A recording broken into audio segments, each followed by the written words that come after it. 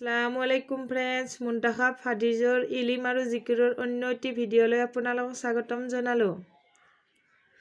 আল্লাহ তাআলাৰ ইচ্ছাত যেনেদৰে মই কাবাক কিবলা নিৰ্ধাৰণ কৰি তোমালোকৰ ওপৰত মোৰ নিয়ামতক পৰিপূৰ্ণ কৰিছোঁ, তেনেদৰে মই তোমালোকৰ মাজত এগৰাকী মহান ৰচুল পঠাইছোঁ, যিজন তোমালোকৰ মাজৰ পৰাই এজন।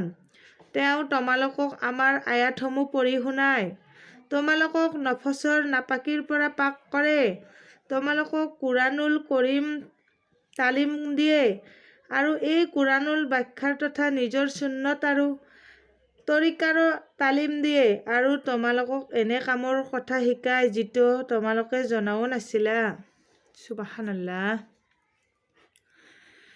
আল্লাহ তাআলাৰ ইচ্ছাত নিঃসন্দেহে মই দাউদ আৰু চুলাইমান ইলিম দান কৰিছোঁ আৰু ইয়াৰ বাবে তেওঁলোক দুয়ো নবীয়ে ক'লে, সকলো প্ৰশংসা সেই আল্লাহ পাকৰ নিমিত্তে, যিজনে আমালোকক নিজৰ বহুতো ইমানদাৰ বান্দাসকলৰ মাজত সন্মান দান কৰিছে। সুবহানাল্লাহ।